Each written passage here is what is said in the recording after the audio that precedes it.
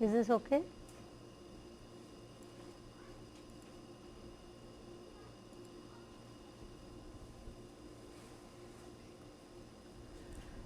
Okay.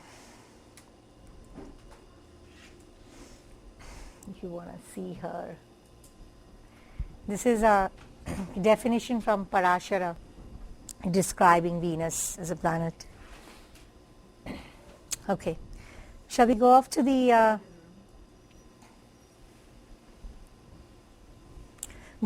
paper for today? Okay, I will be saying it a bit fast and hurrying, so just stop me because of the. They're all with Lakshmi, both of them. Okay. Now, all of you know that Venus is the significator for the 7th house, for love, for relationships, for marriage. All of you know this. But can you say that why is the 7th house associated with it?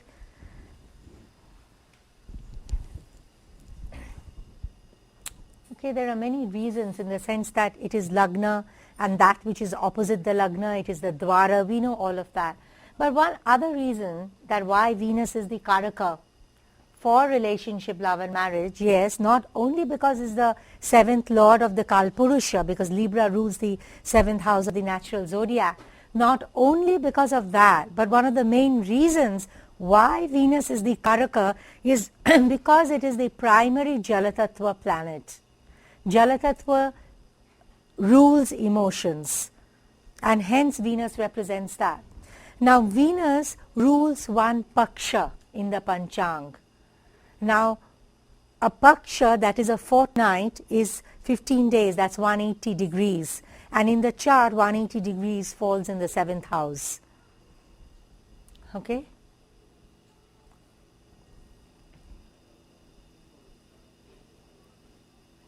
And when we are talking about afflictions to Venus and problems in relationships, it is actually nothing but afflictions to Jalatattva. Always keep this in mind, giving remedies for bad relationships, bad marriage. Yes, you do see that a Venus is very badly placed in the chart. Not always. Sometimes you find that Venus is well placed as a significator, but the 7th lord of the 7th house is completely ruined. But whenever you see that it is Venus as a significator of 7th house and for love, relationship and marriage is ruined, is afflicted. What do we mean by afflictions? The common things. It's either in a Maranakarak sthana, it is debilitated, it is with afflicted by or conjunct all your favorite malefics, Mars, Saturn and Rahu, in powerful curses like the one we saw in the earlier chart. That was one deadly affliction of Venus. And like Harihara tells us in Prashna Marga, Venus in Mars' sign and Venus in Saturn's sign, not good at all. Venus with Ketu, completely crush Venus, and the person will tend more towards spirituality. Venus in the 2nd house, Venus in the 8th house. We are going to go through all of this. Whenever Venus as the primary Karaka for all this is afflicted, whatever remedy you are prescribing, ensure you are prescribing a lot of jala or water things along with it also. In whatever way, as you know, when we say you wear diamonds, you have bowls of water, you have to see the tattva balance in the chart just the way we see, just the way we did. You have to weigh it out. Is it because there is also a jala tattva imbalance in it? Are all, even the 7th lord badly afflicted? Weigh all that out. Is Venus in a Capricornian sign? Not just an isolated factor, but you see all the factors, because we do see the 7th house, we see Venus, we see Upapada, we see A7, we see all of it. And then we kind of do a stock taking, and then we decipher what is the problem out there. But you see the tattvas as well when we are looking into all these things, and we'll do that when we see the charts. And if you see that Jala Tattva is badly afflicted, which it is in many times, you have to give Jala Tattva remedies along with it. Now, one of the most potent forms of Jala Tattva is actually Shukra. Shukra means the semen itself. It can also mean Soma. Now, Shukra is the fluid, or the semen is the fluid through which conception can occur in the body. Hence, it's very important. So both Sun and Venus become very, very crucial. I'll just actually rise up out here because you'll get distracted reading it. So you can keep focus on her picture till I go into the charts or something. They're all busy reading it. So Sun and Venus become very important planets when a person is going to conceive, because Sun carries the Atma or the soul, and Venus provides the Shukra or the semen. That is the fluid through which the seed of life comes through, and both together then it manifests into the actual physical body. So Shukra is supposed to be one of the highest form of Jala Tattva. Because of that, Shukra has the power of rejuvenation. Anybody with a strong Shukra has one of the greatest power of rejuvenation. Venus in 5th house is supposed to represent Mrityunjaya. Shukracharya, that's why received the Mrityunjaya, the Mrita Sanjivani Vidya from Shiva. We were all going through this the other day. If you recall that he prayed and prayed and prayed, and he told Shiva that he wanted that knowledge by which he could make the asuras come into life. And then Shiva granted him and taught them the Mrita Sanjivani Vidya. That is, Mrita means dead and Sanjivani is to come alive. So that knowledge by which the dead can come alive. So the asuras were not dying. And that's where our last class started, that when the asuras didn't die, and if you remember, the gods ran to Vishnu and the Kurma avatar came about. That's where we started with the last class. So today we are starting off with the one before that. And Ravana also, as I told you, the same thing, had prayed the same from Shiva, so that all his asuras in Lanka could never die. That was the main thing. That's why unless Rama killed them, they would have never died and never got moksha as well. So the Mrityunjaya mantra as well and the Mrita Sanjivani Vidya. Now there are two different things, in the sense that Mrityunjaya is the mantra which we discussed last time in great detail. So I'm not repeating all that. So for those of you who are listening only to this CD, a lot of the stuff, details about Mrityunjaya mantra and what it means were covered in an earlier class a couple of days ago. So the Mrityunjaya is the mantra that we discussed, and the Mrita Sanjivani Vidya, that is the knowledge, that what are all the karmas and the rituals and what other things that you have to do associated with that. You just don't chant and we get immortality. It doesn't work that way. There's a whole kind of procedure that they had to follow. So hence Venus rules the Jum Bija, which is with the Mrityunjaya mantra, that Om Jum Sa, Jum Bija. That is to enliven, that is to come into life again. The power to rejuvenate and the power to heal, actually. If Jiva is life, Shukra or Venus is the power to rejuvenate and heal. But we are not really at this moment interested in that part of Venus. That was more of introduction. We are more interested in that part of Venus where it is the significator for the 7th house as the primary ruler of the Jala Tattva. Now there are two things out there. What burns out water? Fire. And what is the highest form of fire in terms of the planet in the solar system? That is the sun. Hence there is the sun and Venus have this very unique relationship. So we are going to actually discuss the first part of the talk is going to be about that. Sun, as you know, is the Sarvatma. All of you know that. The Parasara tells us sun represents the soul, or the universal soul, or the big soul. Whereas Venus represents the Jivatma, that is the individual soul. So, of course, in another description, we do talk about the Chara Atma Karaka, but in here we are talking about Venus. So if sun is the world or the collective, Venus is the I.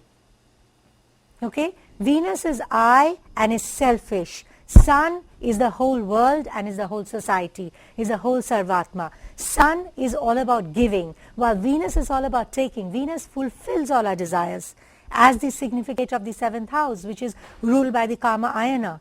So Venus rules is all about fulfilling our desires. Venus is I, about myself. Venus is selfish. Venus is all about taking. So you do have that, if you notice when we do the Shamsha, that all the private sector and the management, all these things are ruled and governed by Venus.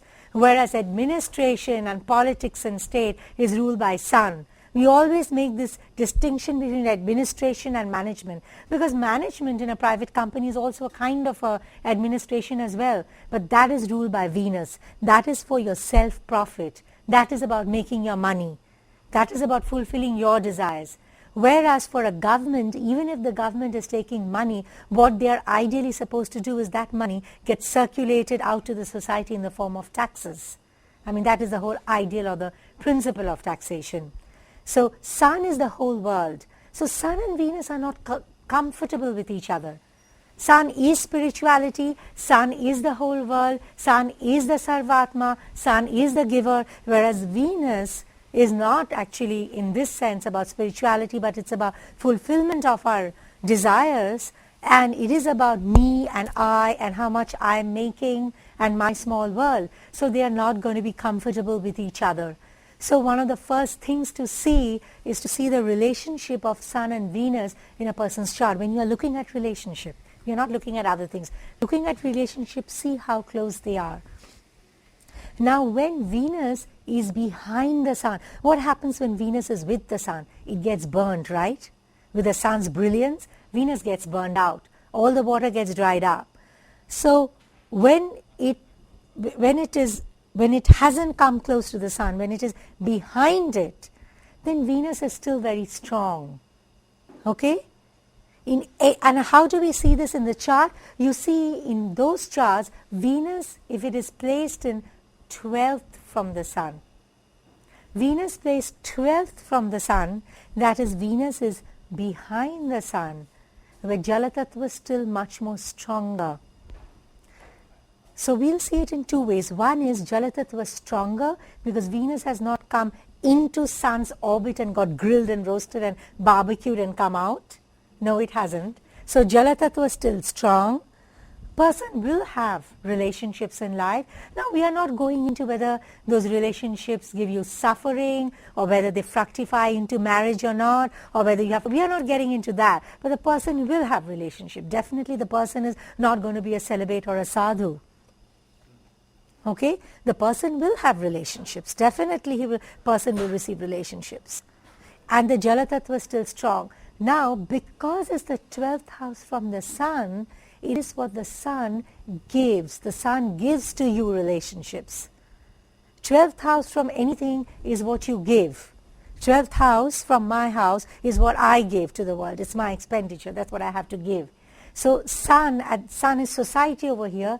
The society or the Sun has to give, and he's giving you relationships.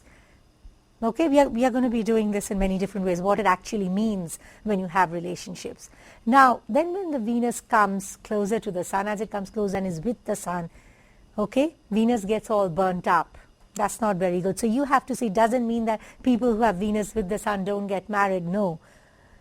But you have to see the exact degrees and stuff.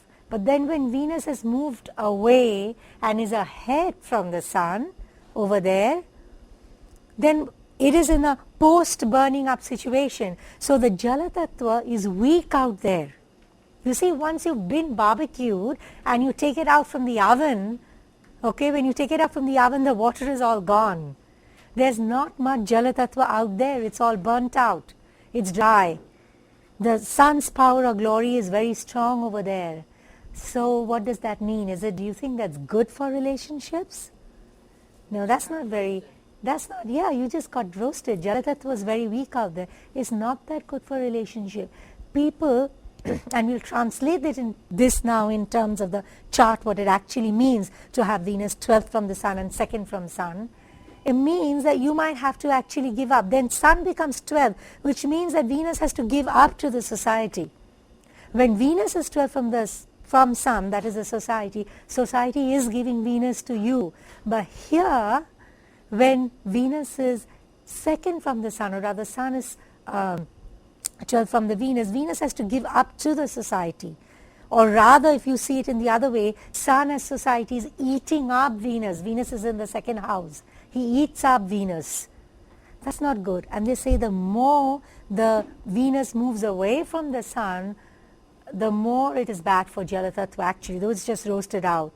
So the movements away, ahead of Sun, is not good for relationship, but it's really good for spirituality because sun is strong.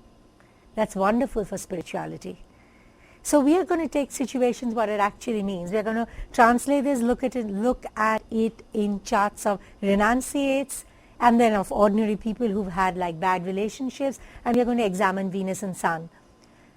Now, I've seen one exception in this case where if Venus or any planet is less than 20 minutes away from the Sun, that's the thing, it gets a peculiar sort of protection over there. In Western astrology, I checked it out, they call it the Kazimi.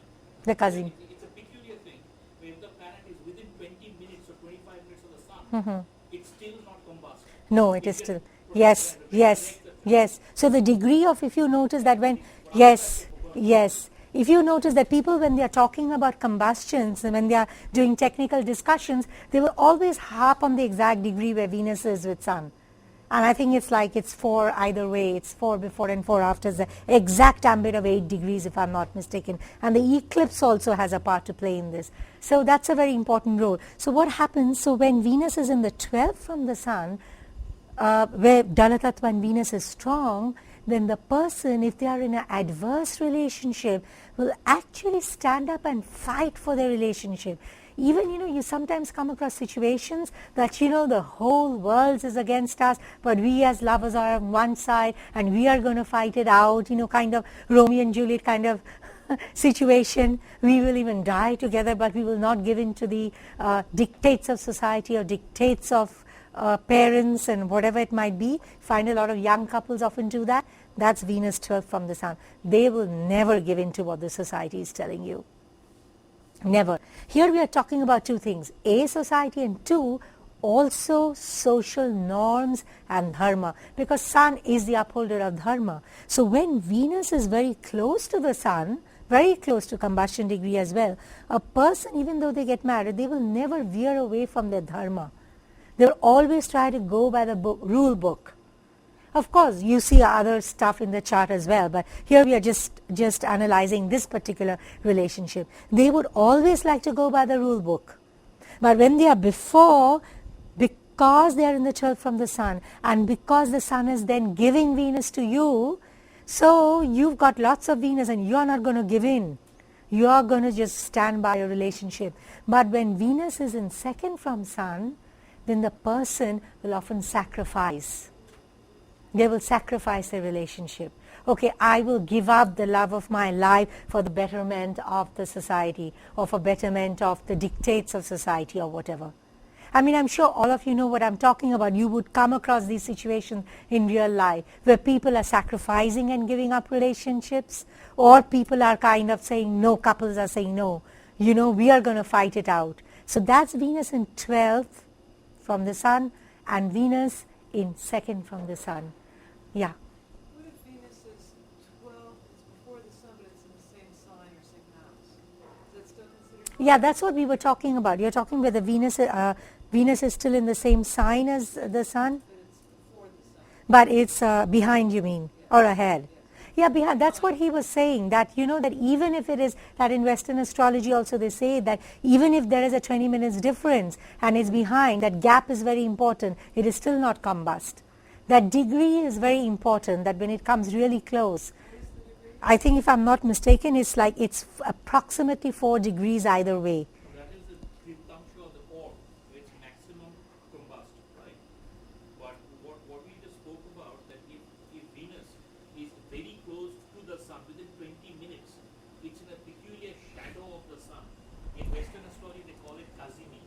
In Vedic astrology, there's a very obscure Sanskrit name which I forget right now. I'll check it up and let you know. But the concept is the same. It's called the Kazimi. Okay. It's under the breast of the Sun, so it's not burnt out. And it's about 20 minutes, 25 minutes, something like that. You mean minutes in terms of... Minutes, not even degrees. Minutes he's talking about. And somehow it is on the shadow of the Sun. Yes, It's yes, not that's perfectly the thing. It's a very rare thing. Otherwise, anything close to the Sun. Yes, anything yes. that is And this is only true for Venus and Sun relationship, not with other planets. particularly with Venus. But moment it is. So when it comes and when it's together, not only is it burnt out, it doesn't mean that people don't get married, But then people tend to, as I say, they will uphold. You see, sun becomes immediately important over there. They will uphold the dharma or the norms of society very strongly. And then just check up the charakarakatva of Venus over there. People will tend to have a problem with people in their lives, in their family and their society, whom that charakarakatva of Venus represents. We will go through this as we go through charts, because then it will be easier for you to understand. This thing that we are talking about with the sun, it's only with Venus, not with other planets. And then of course you're seeing the whole chart, of course, in a whole balance, and then you make the final kind of a thing. But once this combustion moves out, then it's completely bad, because it becomes very cruder. So in certain Mayan culture, I believe, and certain other civilizations as well, they chose the moment when Venus just came out of sun's combustion, just ahead of the sun. That happens when you see Venus early in the morning, and that's the time they choose to attack the enemy, because that's when Venus, the Jala Tattva, is completely gone, because Venus is all about love and emotion and harmony. So when that is gone, that is dead in the sky, when it's very cruder, that's when Venus is really cruder, that's the moment they choose to attack, the Muhurta. I believe the Mayans did it, and there were some other ancient civilizations who had done this. I mean, I'd definitely like to find that or go into that a little bit more in detail, and maybe when I put this up in Jyotish Digest I would have had that. But that's when Venus is really cruder, meaning all Jala Tattva is completely gone. Okay, now what we do is we see this, we see the position of the sun and the Venus both from Lagna and from Arura Lagna. Okay, that's the first thing you check. Both these planets, how are they placed from Lagna and how are they placed from Arura Lagna? And then you also see their relationship vis-a-vis each other. Now what I'm going to do is, the most two beautiful examples I found over here are Srila Prabhupada and Swami Vivekananda. The most beautiful examples of this. Now do you want me to put up the J-Hora chart? Will that be easy? Huh? Okay.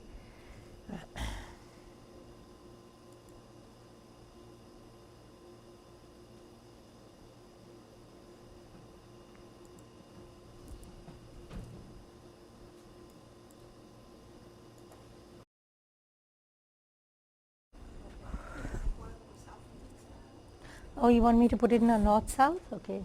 Yeah, we don't need the Navamsha. No, we don't need it, so I can do it in a north-south.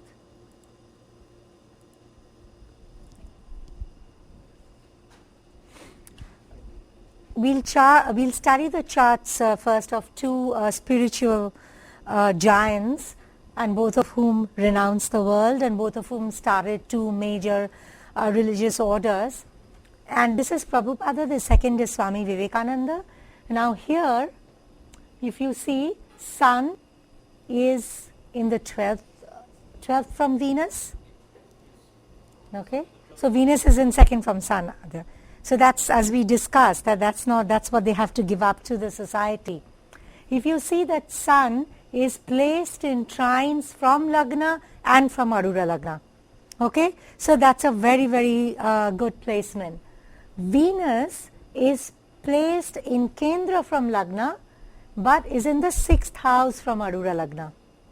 Alright, so if you just see the relative placements of both these planets from both the Lagnas, the sun is obviously stronger because it's placed in, you were saying, oh sorry, the sun is obviously stronger because it is placed in trines to both Lagna and Arura Lagna, and the sun's placement in trines is one of his best placements. And of course you have a lot of other things in the chart which we are not going through, other combinations, and sun of course is in Leo and in the 9th house, etc., which is a very, very strong position for sun to be in the Dharmasthana with Jupiter and Ketu, etc., etc., 7th house from the Atma Karaka. So sun is definitely stronger. And Venus in 6th house from Arura Lagna, per se that's not a good position for Venus to be in, because that's his Marana Karak Sthana, right? Of course, from another point of view, we say that when benefics are placed in the Upachaya sthans from Arura Lagna, they are very good for renunciation. So in that sense, Venus placed in 6th house from Arura Lagna is a combination that we do talk about, which is very good for renunciation, because the Parakrama Shakti will be so much lesser. But in this case, if you just want to think in terms of Venus matters, like in terms of marriage and such things, then placement of Venus debilitated in Maranakarak from Arura Lagna is not very good. But from the Kendra, it is in the 10th house conjunct the 7th Lord. So Prabhupada was married. He did go through the experience of marriage. Though how that marriage was, of course, to where his spiritual life is concerned, of course, is a big question mark. And then he renounced all that, became a sannyasi, and started one of the largest religious orders, building temples around the world. Look at that sun out there. Sun in the 9th house per se is a yoga for building temples. By temples, you can read it as church as well, building religious not institutions, but religious places of worship. So Sun and Leo is a combination, right, straightaway combination for that. It's very strong in its own sign, and it is beautifully placed in trines both from Lagna and Arura Lagna. So if you are looking at suppose we didn't know who he was, and you just wanted to see the spirituality quotient versus the relationship marriage quotient in this chart, definitely Sun wins. And to top it all, you have Venus in 2nd from Sun. Okay? Yeah. Saying he married because the 7th Lord is with Venus? No, Venus is in Kendra, 7th Lord is with there. He had to go through the experience of marriage. And of course, I mean, you can see other things like Upapada and all. I'm not getting into all that now because that's not our focus. It doesn't mean that we have all these tools for looking at marriage and relationships. Okay? We look at curses, we look at the 7th house, we look at Upapada, we look at A7. Now this is another tool that I'm adding into your bag. So all these things kind of, help us to understand, hopefully, about relationships. Now I'm going to open Vivekananda's chart out here.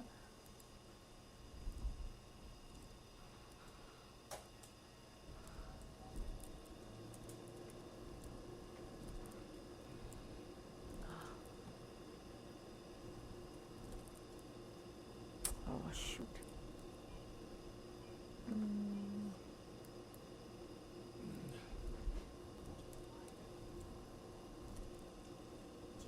My charts are not very well organized like many other people. So, okay.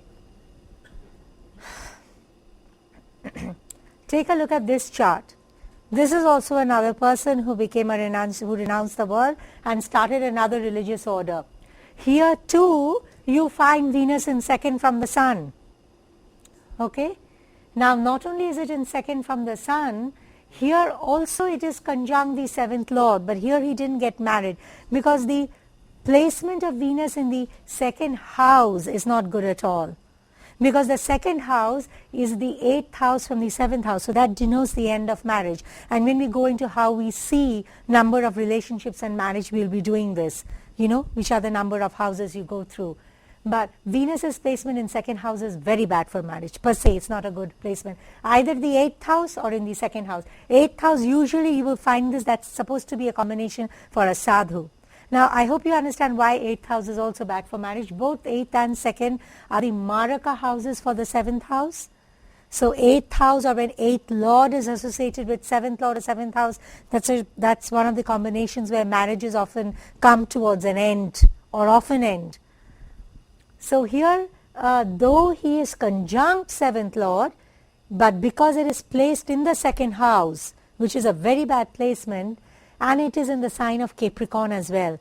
And as I said that Harihara and Prashnamarga has given these huge shlokas that in Saturn sign and in Mars sign, Venus is the worst, and especially in Capricorn and Saturn sign, Venus is finished out there. Okay.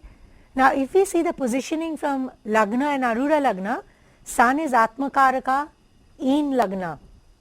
Okay, that's straight away very powerful. 9th Lord in Lagna, Atma Karaka in Lagna. From Arura Lagna also it is in trines, just like Prabhupada's. And Venus is 2nd from the Sun and 6th from Arura Lagna. So the Venus is really bad where marriage or relationship quotient is concerned. So I believe that just before he actually left his the material world, in the sense, and renounced and came away and became a sannyasi, I believe his marriage was fixed. And because it is conjunct the 7th Lord, he was not initially prepared to he hadn't thought of taking sannyasa, though he was in the spiritual path. He experimented, like he first joined the Brahma Samaj, and then he was not happy with what Brahma Samaj was doing, and then he heard about Ramakrishna and he went over there, and then he would fight with Ramakrishna as it is for half the life, and Ramakrishna told him, "You are not meant to marry, young lad," and he wasn't ready to listen to that, and his marriage was fixed, and I believe his father died the day before day before he was supposed to get married. And of course in those days, I mean, he had an arranged marriage and all that. So that was all over for him. So there's no way. That's because of Venus's placement. See the case where Prabhupada had to go through the experience of marriage. And here, look at this Venus, 6 from Arura, and it is second, that second house placement in any chart. If you remember that Agni Tattva chart that we did right in the beginning, Venus again was placed in the second house. That is very bad for his relationships. Placement of Venus in second and 8th house is per se, take that as a combination, is a really, really bad placement of Venus where marriage and relationship is concerned, within Makara and second from Sun. So he did not have any chance. And on top of that, Surya was Atma Karaka. So he had to renounce almost at a very young age and become a sadhu. Sarbani wanted Yeah. to take a Break? Yeah.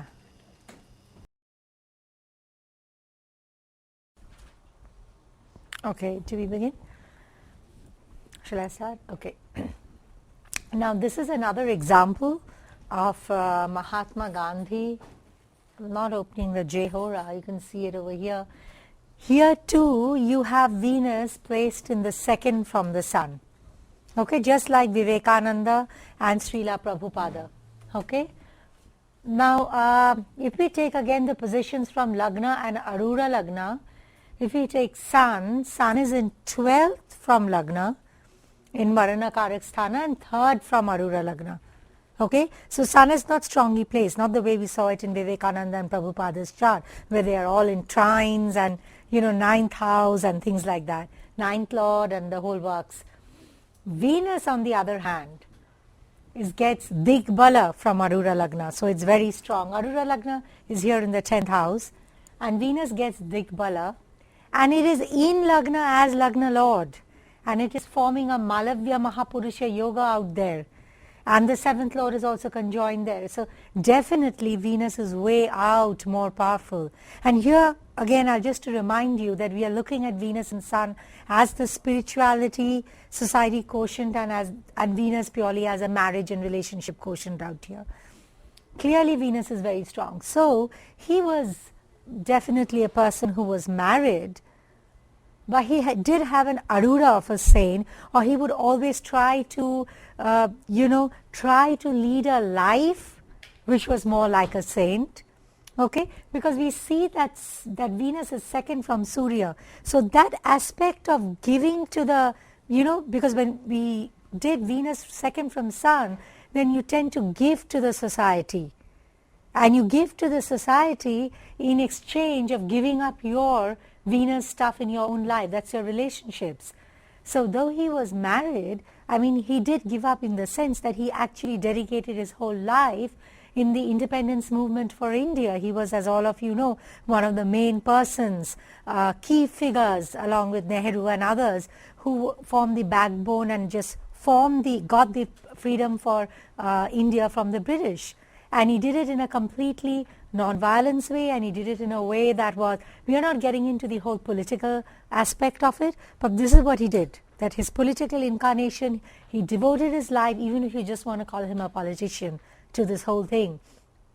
And he probably did not spend that much of time with his wife Kasturba anyway, and they had an ashram. So look at the Arura, he has an ashram which even to this day, if you go to Ahmedabad, you can see it. It's preserved. It's known as the Sabarmati Ashram. It is built on the banks of the river which flows through the main city of Ahmedabad. And he tried to create a very Spartan kind of a ashram-like background out there. He would wear those kharams or the wooden slippers. You know about his loincloths. Okay, so he did have that, and that attempt to lead an austere life, to undergo fasts, and apparently to the world, he had his experimentations with sexuality, because sexuality was a key thing for him, and that we saw Venus being so strong, Jala Tattva being so strong. Okay, being Digbala from Arura Lagna and being Lagna Lord in Lagna. So Venus and the Jala Tattva being so strong, he had this obsession about even controlling his sexuality. That was an obsession. So he would do these experiments, which many people say, well, he said there were experiments, but there were other things. We really don't know the truth of that, but to the outside world, if you do read about him, that's what you'd hear, that this is what he experimented with. And if those of you who don't know what his experiments were, he spent the night with 2 or 3 women, and he made them, like he told them that they would have to lie totally naked without clothes. And he said that it was kind of a practice, that whole penance of controlling sexuality, so that even if he's spending the night with a room where there were women who were without clothes, he would still be able to maintain his purity and celibacy. And that's kind of a control of sexuality. That was the experiment that he was doing. So now his critics say, no, we know stories, that's not true, he was having a ball. Whatever it might be, I mean, the issue here is not to go into the veracity of the thing, but the issue here is that's what is Arura. And today, if you were to pick up, his major biographies to read, or his autobiographies, this is what that would say, that this is what he tried for. And similarly about fasting, because his method was non-violence, it was called satyagraha, which was passive resistance, which would mean that he would just fast.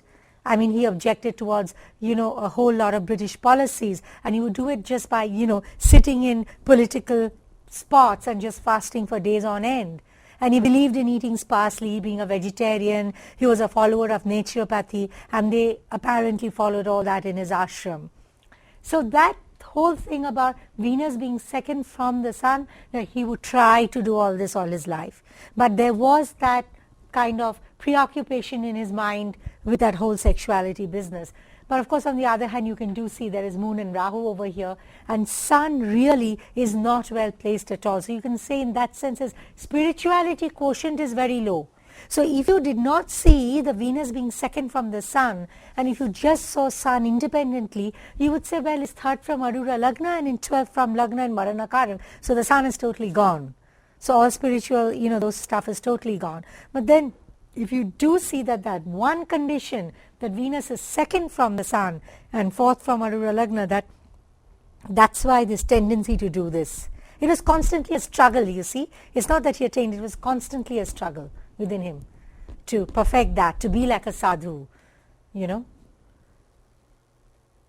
what Yeah. kind of remedies? I mean, if the Venus has no water, but it's still strong because it's in its own sign, what kind of remedies could you just say briefly would you recommend for this man? I mean, it seems to me that actually very practical things is lie beside the women and be a sadhu. Yeah.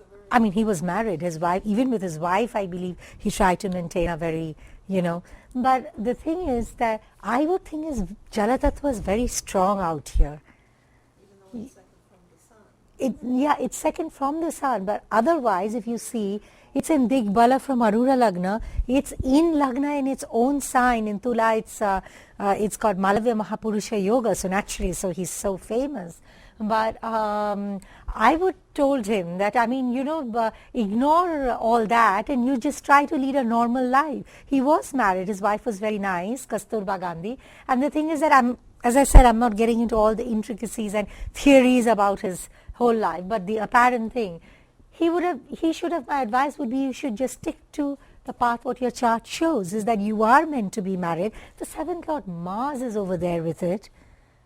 There's no way this man can lead any other life but a normal life of a householder, where we are talking only about his relationships and sexuality here.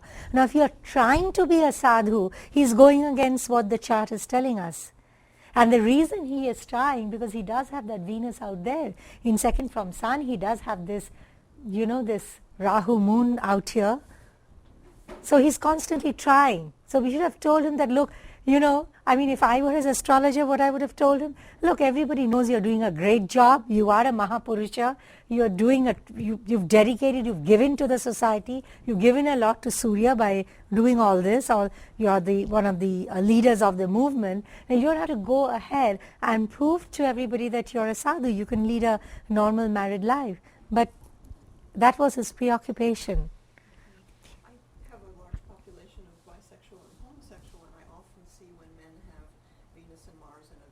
The Jalatattva is less?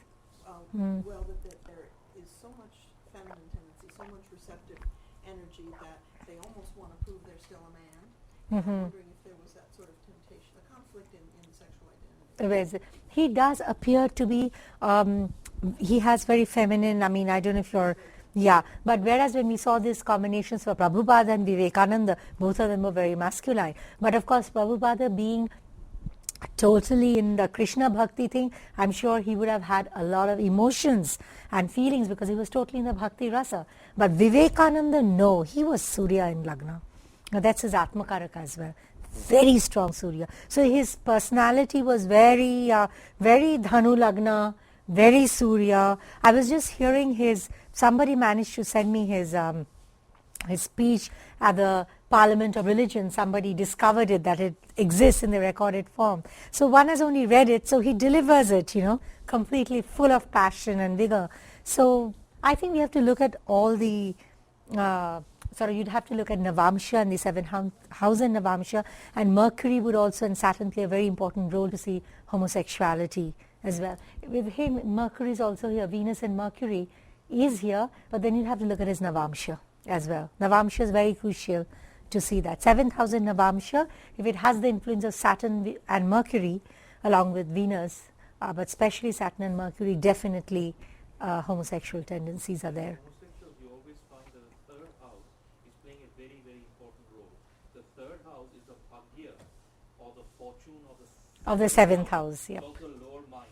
Now, I've seen charts of at least over 100, 150 people who are bisexual, homosexual, lesbian, etc. Now, all of them have an important factor in the third house or third placement. And most of the top creative people I've worked with, and a lot of fashion people whose charts I've seen, the factor which creates their sexual preference and the factor which creates their talent is the same. And retrograde Venus is often very important. When you find that retrograde Venus retrograde at birth, if you do a progression when they come direct, that's one of the phases when they're coming out of the closet. Also third house, and third house is also to do with the skills of the hands and stuff like that. But we are, as I said, not looking at the other stuff, but just to see. So that was a constant struggle in him because of that position of Venus and Sun. And see, if you see in this chart as well, Venus is second from Sun again, okay? And but if you see the positions of Sun and Venus, you have Sun in Kendra to Lagna, but in 6th house from Arura Lagna, okay? Whereas Venus is much more strongly placed because it's in the trines from the Lagna, and it is in 7th from Arura Lagna. Venus is much more strong out there. And it is also afflicted by Rahu and has the curse of the spouse, hence there would be suffering, but definitely that's why the person would have relationships. Because we did talk about the fact that if Venus is second from Sun, you often get denied relationships. But because it is stronger, being in trines from the Lagna and being in 7th from Arura Lagna, so the person would definitely undergo relationships. The fact that the relationships may cause suffering is another factor because of Rahu's conjunction and Saturn's aspect, so that's the curse of the spouse out there. But interestingly, because the whole thing about Venus being 12 second from the sun, that then in relationships you tend to sacrifice or give up for society. Well, in each of the relationships, that was the reason, at least most of them, that was the reason it happened, that the relationships suffered or they broke, because they had to be given up for, they had to be sacrificed. They didn't work out because they had to be sacrificed. So that element worked out over here as well. Later on, are you going to be talking about